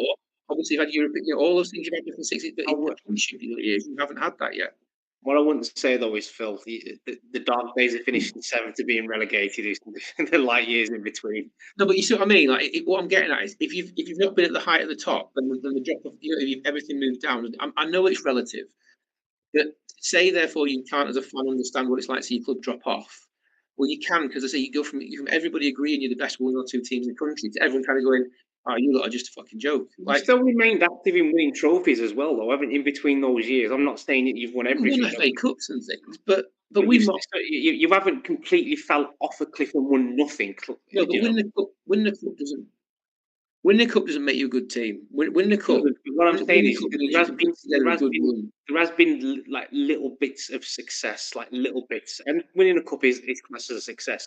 Whereas you've got someone like Sean supporting Newcastle, successes, up till last year was few and far between. So I think whilst Arsenal wasn't the force to be reckoned with what they are now, there were little sort of pings of light where the team, you've had the day out at Wembley and you've won the cup, and I think there were, but I suppose it's back to how you want your club to be seen, isn't it? Like, you're right, those cup wins give you those moment flashes of glory, right? But I think it's that they maybe paper over the cracks a little bit of where you're. I know what you're saying. No one cares. No one, like, you listen to the rhetoric and narrative about Arsenal. No one cares they won those FA Cups. All anyone goes on about is you've not won a Premiership for over 20 years. You need to do it. It's like Liverpool about 5 years ago. It didn't matter what they did. It didn't matter the fact they won the Champions League. It didn't matter the fact they won the Carabao Cup. All everyone said is you've not won the Premiership ever, and you've not won a league title for over 35 years. That's all anybody cared about, because the big clubs and the best clubs are measured on competing and winning the league. That's the one that matters. And it's a bit like now with the best win in the world. We touched on, I think, really early in this conversation. Is Eddie Howe under pressure? Should Eddie Howe be under pressure? No one, Newcastle fans included to some degree, gives a shit that Newcastle won the Carabao Cup in February. What they're looking at is your 12th or 4th, whatever you are in the Premiership, 14th, 12th? 14th, yeah. That's all anybody cares about. You're 14th in the Premier League. Is that good enough? No one gives a shit that you brought a trophy in February. It was a brilliant day. It was a cracking day, but it lasts. You know as well as I do, we saw it as a group. By the following Monday, all you were talking about was Newcastle's result that weekend in the Premier League. But yes, you're right, and it's a flash of light, but no one's measuring your club progress and your club position in the country against everybody else, against a cup win. What they do is you played amazing in those 7 matches, but people care, in terms of whether you're the best team in the country. Not anybody only ever cared about the Premier League or the league. Sorry, not that's all anyone cares about. You ask like Unai Emery, they'll say to him the league's the priority, not winning the Europa League, even though like he'll know that he'll have a chance of winning it. He'll say that the league is the priority because that is. I do agree with you on that. So, because at the end of the season, if Villa win the Europa League, and that's probably a bad example because you would get Champions League football that way, but if Villa lost in the final of the Europa League, say that right, and weren't in the Champions League spots, as a Villa fan, you'd feel like it had been a bad season, because despite all the highs of getting to the final, wouldn't mean anything if you only got back in the Europa League again, because that's where you'd finish in the league. Because what you do is we should have finished in Champions League spots. That's what we should have done. So I do think there are different ways of viewing it, and I understand that. I'm just that's my take on it. Is that, and I appreciate you're right. The difference between dropping from a first place team to a seventh, eighth place is different to dropping out into the championship, bouncing back. But by the same token, I'd argue, in that period of time, you guys have actually experienced the highs and the glory of getting back from the championship. Because to get back from the championship, you have to have won that division, don't you, or at least be in the top. You know what I mean? You've been, that is success, right? You can only win the league you're in. I get the fact the Premiership's the promised land, but you can only win the league you're in. And if you've won the Championship to come back up, or you've won the playoff final, two of the teams that come from the Championship every year have had, to your point, Nathan, have had success, haven't they? Because they've either won at Wembley or they've won the league. It's only the second place team that has, like, we haven't really had any success. We finished second, but we've jumped up like coattails. But so you two have had that success. You've had those good seasons where you have had amazing season in the Championship and you've won 75, 80% of your games. That's a high that I've not had as an Arsenal fan in that same period of time. You might see it as, well, you were finishing 5th or 6th in the Premier League, but I go, well, shit, innit? Like, we didn't have any chance of winning it. No one took us seriously challenging for it. So, don't know. But Yeah. we digress we digress, and Nathan's brother-in-law is probably punching the screen. I wish that lot shut the fuck up. Drop a comment in, and give us some banter back. Don't be afraid to share your inputs, guys. Make sure you drop something Try in and there. tell us why Leeds are going to beat Villa at the weekend. I would read the comments if there were some comments to read, so please don't be shy. But yeah, Get some Sunderland fans on. Where are you all? Let's banter Sean. Come on, make the most of it now. 14th over your glorious red and white 4th. Get on it. Get on him. Yeah, it's been a brutal one tonight, hasn't it? It's been brutal. Here's a question for you, Sean. While I've got, do you think we're going to go into game week 11? Do you think Newcastle are going to finish above Sunderland in the final standings? Yeah. Because I'm gonna say that as a Newcastle fan, otherwise I get fucking lynched. Nathan, what do you think? You're not a Newcastle fan. Yeah, hand that one to the neutral. I think it's going to be incredibly close in terms at the minute with West Ham. I don't think Sunderland, and again, this could go massively for me. I don't think Sunderland keep where they are now. I think they will start to see some elements of drop off, and you'll see some sort of elements of Newcastle getting better. It's just where they cross over in the table at the minute is hard to see. Well, it is interesting. I've just because I followed after I got distracted by you two mentioning something. The two teams that lose the most players to AFCON, Wolves lose 5, I think. 5, and Sunderland lose 7. 7? Is it 7? I counted 6. So if we're debating the nail in Wolves' coffin, you're about to lose 5 players in January to go to AFCON of a squad that we're already saying is light. And Sunderland, you're going to disrupt that flow because you're losing 7 players of what's been quite a settled squad in the first part of the season. I'm going to agree with Sean, even though I still think Newcastle will finish higher than Sunderland, but I still think Sunderland will have a good season. The last thing they'll be tail off. I don't think they'll finish anywhere near the top 10, even though they are now. If they did, where does Sunderland need to finish for their manager to get manager of the season?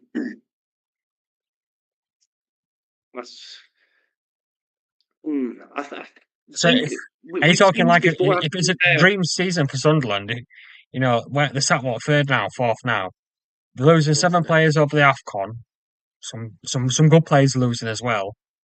A bit of a skeleton squad. Going to have some disruption, a couple of injuries. If the minute Xhaka gets injured, they're a different team. So if they lose him for a couple of games, it's a problem. I can't see him winning manager of the season, but if it was, he'd have to do something ridiculous like finish 7th or 8th. 7th or 8th?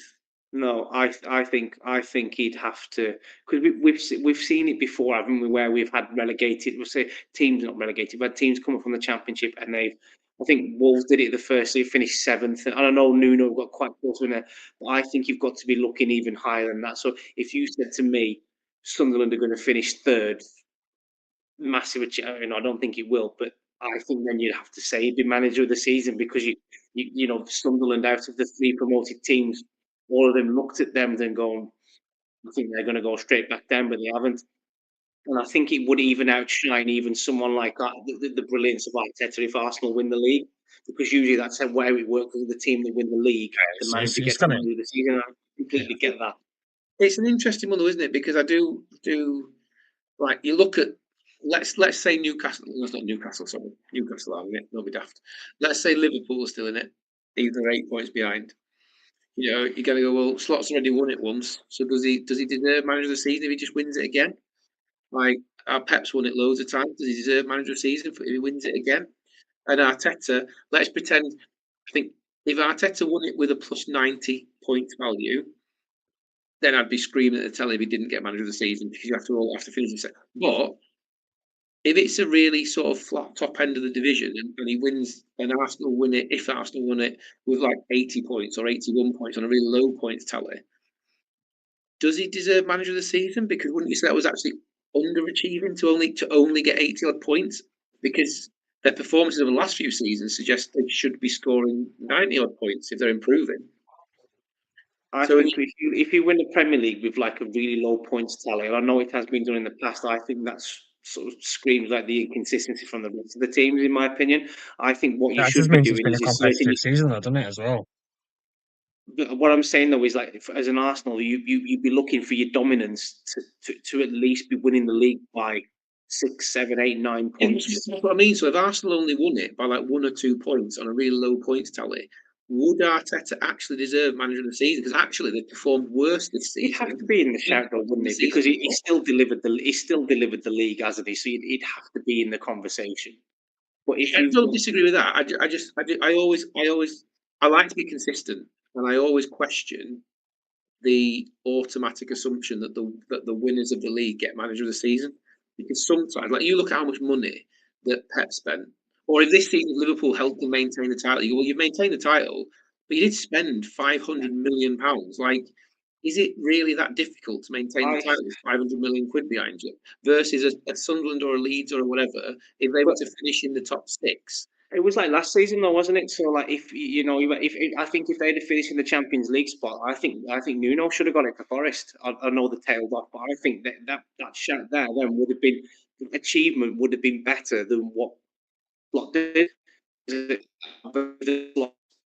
though again we made it easy for Liverpool last season, he had an incredibly brilliant team laid down, and he sort of built the foundation really built for him. Whereas Forest have had to build themselves back up. I know they tailed off towards the end, so I get where you're coming from.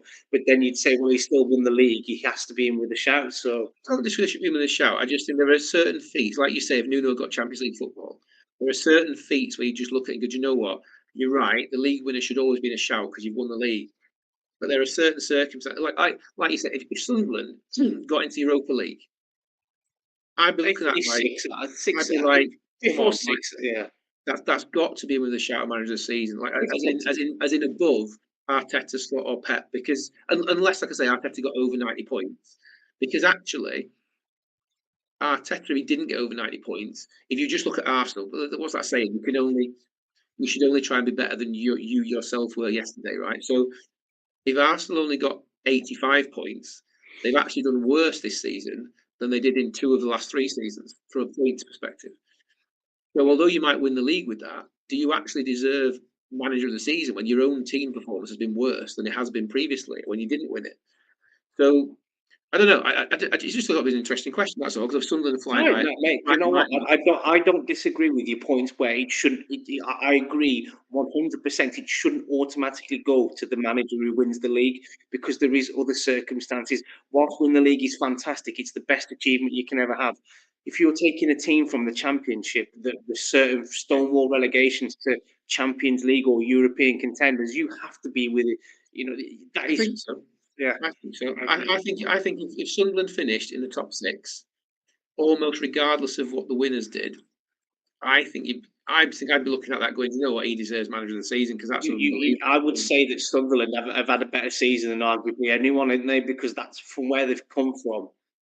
It's sort of like they wasn't expected to do it, but it is an interesting point that you've just made. If they lose a lot of their players to African, the AFCON, it's a concern, isn't it? it comes at the awkward period, doesn't it? The AFCON, is it January, sort of February? It's awful time. I think if you end up, I think it's the first. Is it the 15th of January they go? And if you get to, I think I read somewhere for Liverpool, if Egypt gets to the final, Mo Salah will miss 6 Premier League matches for Liverpool. And that's. But I'm Liverpool quite fortunate at the minute because they only lose Mo Salah. So I don't know if we lose anyone, to be fair. There's only Arsenal, Chelsea. Everyone gets one. Yeah. I think Man United have got 3, City have got 2. It'll be interesting when that comes around, won't it? See Forest what have got 4. happens. Yeah, it's terrible timing, especially for someone like Liverpool. You wanting to be in that title, to lose Mo Salah for 6 games would be hard, and he's not performing now. So what would Liverpool be like without him? It's another option you're lacking off the bench. But maybe I think I heard someone on the radio say earlier on the way home from work on TalkSport is then that turns Slot's hand to play Wirtz. And then Wirtz has been got that place there. Does he then come into his own and go, well, I'll show you what you're missing? Maybe, I don't know. Yeah. It's just another conversation. It'll be more. It's more chaos for us to all consider in January, isn't it? Talking of players leaving, there's a lot of Final Fantasy, it may as well be fantasy football. A lot of players need to disappear out of my squad. What about yourself, Phil? Have you got any yellows, reds, oranges? Oh, I like it's a wash of colour, isn't it? If I didn't dislike international football before, I've got to look at my fantasy football teams to dislike it now. I mean, mind you, like I say, your Wally Dan Burners screwed me over with his red card, but I think I've got 3 yellows, 1 amber, and 1 red. It's an absolute nightmare tonight. I've got no wild card free hit to play for the week either. So, what an absolute disaster! I might have to transfer somebody out that I like. Worse, bearing in mind my prediction, I might have to actually rely on leaving Walter Marder in my lineup when I think Newcastle can get panned. I might have no choice. But yeah, it is not looking good for fantasy football. But let's face it hasn't looked good for me for fantasy football for a long time. So we might even have to look at investing some points in an extra transfer. It might be that dramatic. Wow, really? We shall see. It's been known before. Nathan, have you even looked at your team yet? Well, I'm holding everyone up, isn't they? So it makes no difference to me. So I've only got 2 out at the minute, but they've got more than a 75% chance of playing. So it's Konsa and Semenyo. So I think Semenyo might be 50-50 actually, but yeah, not too bad. But even then, it's not going to make a reason. I'm rock bottom for a reason because I'm rubbish. I wouldn't be not a good manager. So there's time to claw it back. Plenty of time to claw it back. Only think about that. See, was it Autumn had a massive lead, didn't she, going into Christmas time? I think you clawed her back in the second half of the season, didn't you, Sean? I think they were about 200 points ahead she was at one point. Well, there you go. So it's far from over. Yeah. Far from over. I don't share the optimism, unfortunately, boys. Flogging the dead horse. Tell you how you can claim you're not optimistic as an Aston Villa fan is beyond me. Oh, when it comes to my club, I'm optimistic. I'm just not a fancy football. Right, well, I suppose we'll close after a natural finish with that. Bit of a catch up. One last question. Because I don't actually know if this is possible because I don't actually have the table in front of me right now. But will Newcastle still be in the bottom half come Monday morning? Question to the group. Yes. Guys, drop a comment, put it in the comments, let us know what you think. I'll leave that one to the neutrals. Yeah. I like this question time. It's good. It's way better than BBC's version. It really is, yeah. That's the thing about us, Newcastle. We don't like it. We don't like being put on the spot. It's going to be a rough weekend, I think, for me. We'll watch with bated breath on Saturday night. I'm going to watch it. It'll be a good game to watch. I'm looking forward to. How many sofas are you going to watch it from behind? You're like 2 or 3 lined up, so you can be a long way back. Yeah, I might bury myself in the beanbag. But yeah, well, we'll be thinking of you. Don't you worry. I tell you what, though, if we do get a result, it massively inspires you guys, doesn't it, to go out and trash Spurs. So there could be a knock-on No, effect. absolutely. I mean, we've got a lot of motivation to do that anyway. But you're right. It would be amazing to be extending the lead at the top rather than concertinaing it in. It's we need to focus for the next few weeks on creating some breathing space and getting back to where we were before with a nice big open gap. So yeah, just quickly before we do disappear, guys, I'll quickly go through the top 5 that we all predicted way before the start of the season, before any transfers. This was literally one of the first things we ever did. Phil, you had Arsenal winning. Obviously, that's staying the same. You had Liverpool in second, Man City third, Chelsea fourth, and Newcastle fifth. Does that stay as it is for you, or is that changing? right now, I would probably switch Man City and Liverpool around. And I currently don't see anything that makes me think your boys are getting fifth. So I'd probably switch yourselves and Man United in my prediction right now, simply because of what we said about United. As I think all of our teams, all of our 3 teams, will all go deep into Europe, and I think Man United's advantage of not being in Europe will tell. Like you said, when you come into January and February and the games are thick and fast, I think they'll get a benefit from not being in Europe. So, and also been knocked out the FA Cup as well. I think that'll help them and all. So, yeah, I think I would probably put Manchester United into fifth, and I'd swap Man City and Liverpool. Nathan, you had Liverpool, Man City, Arsenal, Chelsea, and your own boys Villa in fifth. Changes, what'd you make? Yeah, so I think Arsenal will win the league. Again, so obviously I think Arsenal go first. I think Man City is second. Liverpool a difficult one, isn't it? Because even though I think they will, let's say that, but I'm going to be controversial. I'm going to go that route. I'm going to swap Chelsea and Villa, and we're going to finish in the fourth. Good lad, let's have some confidence. I love it. I honestly, I think we are genuinely. You have looked good over the last few weeks. You have looked good over the last few weeks. Coming into our own now. We're getting the players back, and I think that we are starting to become the team. And I said this before when we've gone through that bad spot. I believe in Unai Emery. I believe in our team, and it will get better. And I think with how inconsistent it is, it wouldn't surprise me if we did that again. So yeah, let's stick with that. Villa fourth. Nice. Well, the only change I'm going to make, and mine originally was Liverpool, Arsenal, Man City, Chelsea, Newcastle. My only change is Arsenal, Liverpool. You're going to keep Liverpool in second? Yeah. I think they've had the shit patch now. You think your boys are going to claw it back? Yeah, I do. I genuinely do think we'll claw it back. A bit like Liverpool, we've had a shit stodgy part of the season now. For us now, it just depends on who we keep fit and if we can keep them players fit. We've got a lot of games coming up, especially in Europe as well. Still involved in Carabao Cup as well later on. Expecting an Arsenal final in that, hopefully. Fingers crossed, it'd be a great spectacle. And we've got, obviously Champions League as well on top of that. So, yeah. I'm going to leave it at that for now. Leave it at that. Leave it with a gamble. I'm going to be controversial, Sean. I'm rooting for you, pal, but I think you're looking at being in the Conference League next year because you're not going to win the Champions League, and I just can't.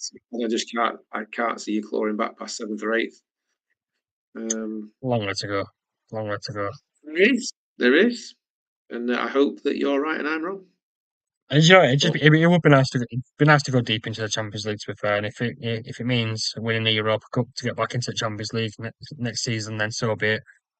It's just nice to have Newcastle playing in Europe again. It's just lovely to watch. We've waited for it for such a long time. It's just always a great experience seeing that. So obviously we've gone past question corner, haven't we?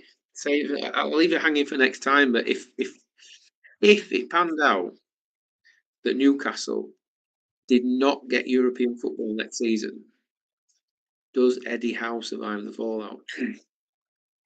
Yeah. However it happens, does Eddie Howe survive not getting European football? And I don't necessarily mean with the fans, I mean with the board, because that would then be Champions League, no Europe, Champions League, no Europe. And do you think the board might be a bit fed up with that going, we're expecting a bit more from you? There'll be a bit more pressure piled on them if that's the case, yeah. But we'll get into that next week. after this round of the Champions League. We'll see where we're at and see what Well, happens. as you all know, with my my measured and restrained forecast for the Arsenal North London derby, I may have sickness on Monday, depending what the result might be. But I'm sure I'll be here with bells on. I would He's expect to be booking here his with sick bells day on. already. But if I am taken ill, I'll just let you know and I apologise. What is it like a 96-hour book starting from now? No, probably like 24, probably Sorry. about 36-hour bug starting from about 6 o'clock Sunday evening. Brilliant. Well, guys, please like, share, comment, subscribe, all that. Do put some comments in the chat, give us something to talk about next week. You know, it'd be nice to involve you all if you are watching along. If you're not watching I'm a Celebrity, you should be watching this. So keep tuning in, guys. We'll be back on Monday with our review show to talk about everything and that's happened over the weekend. And believe me, there'll be a lot to talk about depending on some of the results. So thanks for watching. Phil, Nathan, thank you very much for joining again as ever. Hope you have a great weekend. Enjoy the football, and we'll see you all next week. Appreciate it, guys. Thank you very much.